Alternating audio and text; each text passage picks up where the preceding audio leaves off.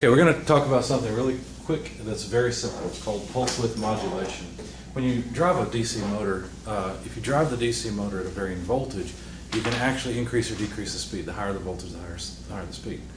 And so the question becomes, well, so far all we've got is this on-off control for DC motors. Now you haven't played with DC motors much yet, but you have played with stepper motors. With stepper motors, you had two separate coils, much like a DC motor, which has a single coil. And you've already driven two coils with a stepper motor. Okay, so you can do the same thing with a DC motor, and I've got one hooked up here, and I'm using a shield, which you can now use. I just wanted you guys to learn how to use those chips. That's why I had you do it in the first place. Anyway, so the idea behind pulse width modulation is really simple. The idea is, instead of just turning the motor on at 12 volts, let's say, or off at 0 volts, what about if we pulse it on and off? In fact, let's pulse it on and off so quickly that it doesn't have time to respond. In other words, the motor can't turn on and speed up and then turn off and slow down. Okay, the mechanical system, the inertia that's in the coil prevents it from, or in the rotor, prevents the motor from speeding up or slowing down while we're pulsing it. It's like the lights are too bright in here, so let's flick the switch on and off so we'll get an average lower light level. Same idea. And so basically all you do is you decide on a period. The period is just how long, and the period needs to be much shorter then the motor can respond. So say it takes the motor, I don't know, let's say it takes the motor 10 seconds to spin down, okay, or 5 seconds to spin down. Well, if we pulse the motor over a period that is, 100 milliseconds, there's no way it could respond that quickly, right? Because it takes so long for it to slow down. So you decide what your period is, and then all you do is simply vary the amount of time that the pulse is on. So here we have the period is still the same here, it's just the output is not on for very long sent to the motor. Here, the output is on longer, but we still have a decent amount of off time. Here, we're giving it almost a full on during the period. Does that make sense? And the off time is just very short. And so if you think about it, what's going to happen is the motor's going to act like a low-pass filter. It's just going to not respond to the high frequency content of this. All it's going to do is average it out, essentially. So this would be an average, fairly low voltage level. This averages out to a higher voltage level. This is almost all the way on. In fact, if your pulse width equals the period, then essentially the motor's on the whole time. If the pulse width is 0, then the motor's off, and the average voltage is 0 volts. So all you're really doing is using the motor as an averaging thing. That's all you're doing. So that you can get a different average voltage to the motor, and therefore make the motor turn at different speeds. So here's some pulse widths varying. As the pulse width gets wider, the motor would experience a higher average voltage. And you can change the pulse width on the fly. The idea is you don't have to just have a constant stream of pulses going to the motor. If you want the motor speed to change the pulse width. No big deal, just change it as the motor is moving. Okay, so I found that animated GIF and liked it.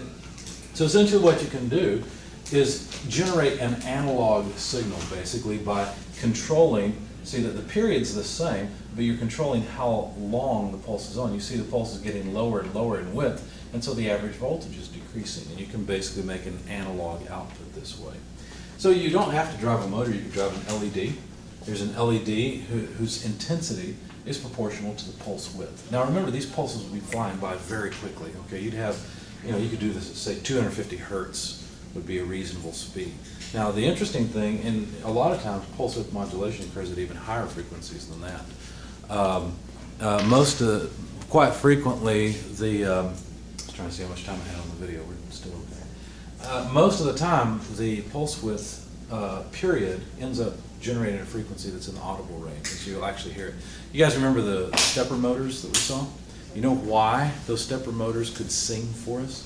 It's because the pulsing rate of making the steps happen was in a frequency that we could hear. So the motors were turning on and off or moving from step to step, causing vibrations, mechanical vibrations that our ears pick up as sound. And similarly, we're doing a similar thing here. We're just pulsing the motor on and off, but the pulse frequency actually causes vibrations in the motor that we can hear. But overall, the motor averages them out. Okay, you might be interested in this. I don't know about you guys, but when I was in high school, my brother-in-law seemed to wreck every car he bought. Okay, so he went through probably 2 or 3 of them. And of course, we both liked music, and so we were installing sound systems in each car that he got, So we installed a sound system. At that time, when you bought an amplifier, it was about so long, so wide, and about so tall. Okay, so you buy these 300, 400, 500 watt amplifiers that were huge. Today you can buy an amplifier, an audio amplifier for your car that's much smaller, much more compact, and yet has more power than those old amps we were using. The reason is because they use switching technology. So they do something like this, where they vary the voltage level to the speaker in order to control the speaker's position in real time.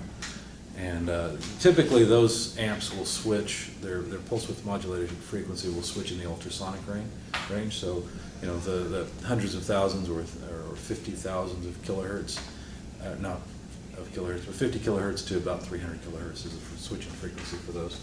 But, so you don't hear it, but it might drive your dog crazy. Anyway, so the idea is very simple. Let's implement it and see what happens. So I've got two sections of code. In fact, I've posted a new challenge for you guys. The two challenges are, first of all, to interface a DC motor to an H-bridge and program the Arduino to drive the motor at variable speeds. And you're going to use a potentiometer to control the speed. I'm going to ask you guys to do something a little more complicated than I'm doing here. And I've shown you some code that's really bad. It's really inefficient. And I'll explain what you need to do here in just a minute. But in this challenge, what you're going to do is, when the potentiometer is just, basically a potentiometer wipes from essentially about 7 o'clock all the way to about 5 o'clock or so. Okay. So when the potentiometer is pointed at 12 o'clock straight up, I want the motor to not turn. But when you start to turn the potentiometer to the right, in your view, I want you to make the motor start to turn forward. And if you go all the way, to the, let's see, from your view, that would be the 7 o'clock position or so, I want the motor to be turning full speed, okay? If you go back to 12 o'clock and go the other way, then I want it to go in reverse, you see? I don't care which way you make it, right or left, I don't really care, as long as you make your motor stop in the center and turn faster as you move towards one edge of the wiper, okay? Does that make sense? Okay, so it's a pretty simple challenge. I've written some code that does something a little more simple. What mine does is it simply uses a motor shield, and just a moment, if you want to point it over here, you guys can come in closer too if you want. There's a zoom. There you go. Yep. There's a zoom right up there. So I've got a motor shield hooked up, and I've got a motor here. This is a lot like the H-bridge. In fact, this is a dual H-bridge. It's got the diodes and everything on the circuit. And I've also got a potentiometer connected. Can you see all that okay on the camera? Okay.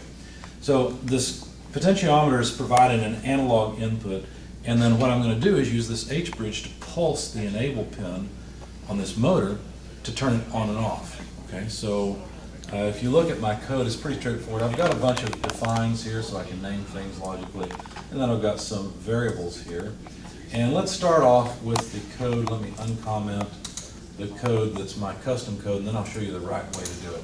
Okay, so let's comment this bit here. Won't need it. Okay, so what I've got here is pretty straightforward. The first thing I do is read the value of the input, the analog input. Okay, so all I'm doing is reading the potentiometer, and you guys have done this before. I've got it set up so that one side of the potentiometer is on 5 volts, the other side's on ground, and the middle pin then wipes between 0 and 5 volts. So that's my analog input coming in on the sensor pin. So I get a sensor value, but it's an analog to digital, converted value that's from 0 to 1023 or so. And so then what I do is I decided that I wanted my period to be 200 and say microseconds. That's what I decided. So I then used a function called map, which will simply take the 0 to 1023 signal I'm getting from the potentiometer and scale it down to 0 to PWM period, which is 200. So basically, if the number I get from the potentiometer is 1023, it's going to come out as 200. If the number I get from the potentiometer is 0, it'll come out as 0.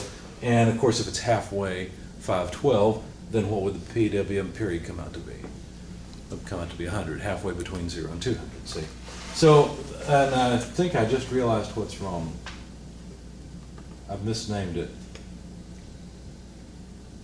No, that's right, that's right. PWM time on will come out to some number between 0 and PWM period, that's right. So PWM time on, up here I define PWM period as 200, and I'll use it in terms of microseconds. So this is just the time on, and time on will vary from 0 to 200. So then what I do is write the pulse width modulated pin on. Basically what I do is enable the motor, okay? And for testing, I also turned on an LED so I could see it, although I don't need that anymore. I'm going to get rid of that in a minute when I demonstrate this for you. And then I wait for 150 microseconds. Now that I need to change. Hang on. I meant to make this wait for PWM time on. I was doing some testing. I forgot I changed that. PWM time on. So basically this will stay on. Let's just say that the sensor was halfway. And so the sensor was reading 512, therefore PWM time on is 100, okay? So what I'm going to do then is leave this pin high for 100. The video camera shut off and I wasn't able to describe everything, so I continued with the students here in New Albany and showed them the rest of how this works. Let me go back to the code I had and uncomment it. Here we go.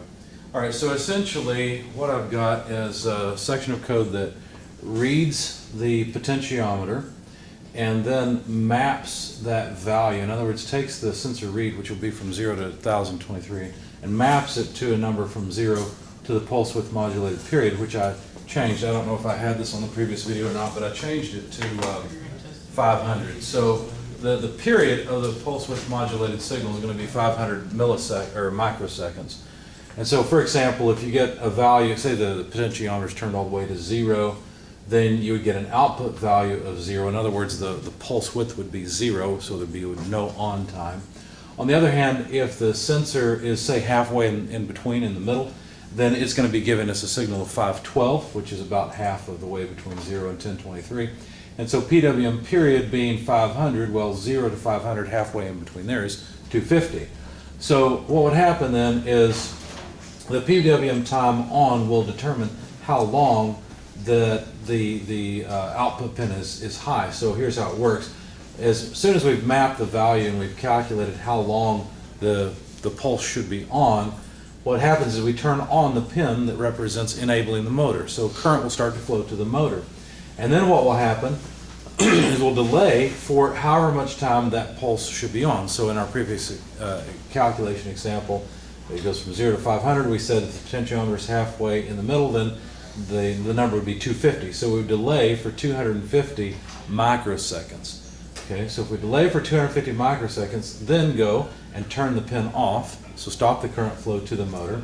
And then we need to delay for however long the rest of the period is, right? We've had our on time of 250 microseconds. The period total is 500 microseconds, so we need to turn off for 250 more microseconds. So that's what's done here. PWM time off is calculated from the overall period, which is 500, minus the time on, which was 250. That gives us 250, and so we'll delay for 250 microseconds. Now let's go through another example. Let's say that instead the sensor was, I don't know, high enough that we get a number of 400 here, okay? So it's almost all the way on, but not quite. So over here we get a number of 400 out of 0 to 500. So what will happen then is we'll turn on the pin for 400 microseconds. The PWM time on would delay us for 400 microseconds. Then we would turn it off and wait for a calculated PWM time off, which is 500 minus 400 is 100, so we delay for 100 microseconds, and then go back and continue and do this. So you notice we're reading the sensor every time that we have a pulse, right? For every period we read the sensor to determine what the next pulse length should be, or how long the pulse should be on. So let's turn this on and try it. I've got a potentiometer here I'm going to reconnect, and it's not the best potentiometer in the world, but it'll work for what we're doing. And then I'll show you a better way to do this. So let me connect this quickly. I'm going to angle the camera down so you can see what's going on here. Okay, so there we go. You can see my work area. This power supply puts out 12 volts. It's a little bit loud, so I've got it off right now. I'll plug it in just a moment. I've got the Arduino connected here with a motor shield on top. I'm just using a motor shield because it's easier. The chip here is a lot like the dual H bridge you've worked with. And then I've got a motor here connected to the output. So basically, this power supply is supplying 12 volts for the motor, and the Arduino power is coming through the USB port. So this is what's actually driving the motor, but this is controlling it. It's kind of like having a light switch you turn on and off. Well, this is the light switch. The Arduino is flipping the light switch. So anyway, I'm going to plug in the power supply, and actually before I do that, I guess I'll download my code or upload the code to the Arduino. So I've just uploaded the code I just showed you, and it's compiling the sketch, uploading, and it should be, there we go, it's done. So now I'm going to plug it in, and we'll see what happens. So the power supply has come on. The motor is not turning. You may or may not be able to see it turn. Having some trouble with the potentiometer. There we go. So the motor shaft is turning slowly, and as I turn the potentiometer, it actually turns faster. So it's all the way up. The potentiometer is all the way clockwise. I can turn it down, so I'm turning it anti-clockwise, and the motor speed is slowing down. Now you may or may not be able to see this on the video. I'm going to zoom in a little bit and see if that helps. Like I said, the potentiometer is giving me fits. A student loaned me a better one, but had to leave and take it with him. So let me try to demonstrate that again. Maybe you can see the motor turning. I've got to play with this potentiometer to get it to work right. There we go. Okay, so there the potentiometer is all the way up. Hopefully you can see it turning there on the right side of your screen. As I turn the potentiometer down, maybe you can see the motor going slower now than it was before. Well, it stopped. Get it going again. Hang on. There we go. So as I turn the potentiometer down, the motor speed decreases. You can see it going slower now than it was. Now the problem is, if I keep turning the potentiometer down, you see it stops, and the potentiometer is not actually all the way down. Why is that? Well, this motor requires a certain minimum voltage in order to turn. And so if I turn the potentiometer down too far, then the average voltage going to the motor is not large enough in order to make the motor turn at all. So, having trouble with the potentiometer again. Now, this is not the best way to code. It's not the best way to operate pulse width modulation. So let me show you some code. You guys are welcome to stay. I'm just shooting a video. Let me show you some alternate code that will actually operate much better. So this code is my version of pulse width modulation, but it turns out that in the Arduino language there is a simple command that will do all of this for you very nicely, or most of it. And it's the analog write command. The analog write command uses pulse width modulation in order to turn the pin on and off as needed. So instead of all this mess that I had up here, this single command does it. So that we read the analog sensor, so we read the value of the potentiometer, map it, but now the mapping goes from 0 to 255. So the input from the potentiometer will give us a number from 0 to 1023, which is mapped to another from 0 to 255. Now, for example, if the potentiometer is turned all the way down and we get a 0 come in, and we'll have a 0 going out into PWM duty. However, if the sensor pin senses, say, the potentiometer all the way on, then that would be a 1023, which maps to 255. Halfway in between would be, so for example, if we read 512, we'll get 128 out. And all the analog write command does is it asks, well, what it needs is which pin are we trying to control with pulse width modulation, and how long should the pulse be on. So it's kind of like a percentage. You can think of it as a 0 to 100% duty cycle, where the time on is either 0% of the period or 100% of the period or anything in between. But instead of 0 to 100, it's 0 to 255. So it's a nice command because it's much more efficient than the code that I had, and you might be able to see this motor operating a little bit better. So what I'm going to do now is download this code to the Arduino. So it's compiling. Now it's done. No, it's uploading. Now it's done uploading. Now let me take you back down to the motor setup, and I'll zoom in so you can hopefully see it. There we go. Okay, so now you can see it. All right, so let me plug the power supply back in, and now we're operating the Arduino's pulse width modulation command, the analog output, or analog write. I still have the same problem with this potentiometer. So the potentiometer is all the way up, and you may, I don't know if you can tell from the video, but the motor is certainly turning faster than it was with my code. And it's not a whole lot faster, but it's a little more fast. And the reason is because the analog right command is more efficient than my own code. So let me turn down the potentiometer, and hopefully you can see it. You can certainly hear the power supply decreasing its fan speed. It's because the motor's not pulling as much current, so the power supply doesn't need as much cooling. Sorry you can't hear the motor. The motor does make some noise itself. Hopefully you can see the shaft turning and see that it's turning at a slower speed. As I continue to turn down the potentiometer, you'll notice that the motor speed goes even slower. Fortunately, the potentiometer is not misbehaving now, it's doing well. So let's see, it's almost stopped. There we go. Now that's at a stopped position. I still have the bulk of the potentiometer. Well, no, not all of it. I've got maybe a third of it that's inactive. But again, that's because if the potentiometer is down far enough, the average voltage going to the motor is not high enough to make the motor turn. So we've got better control now, mainly because of the optimized code, the analog right command itself. So it's a pretty simple thing. It's not difficult to do. In your challenge, I'm going to unplug it because the power supply is loud. In your challenge for the what I've asked you to do, it's a little bit different challenge. Let's see, let me bring it back up to the screen. There we go. What I've asked you to do is to interface a DC motor to an H-bridge, just like I did, and make it work. But the potentiometer, the way it should work is that the potentiometer goes from essentially, let's see, to you this would be, what, 7 o'clock if I'm thinking right? 7 or 5, okay, up to 12, and then of course all the way around to the opposite, right? So what I want you to do is make it so that when the potentiometer is straight up and down, the motor's not turning. When you turn it to the right, the motor will start to move forward and will move faster and faster the farther you move it. When you turn it the opposite direction, the motor will move in the opposite direction and will move faster and faster the farther you get from the centered position. So it's a little bit different challenge.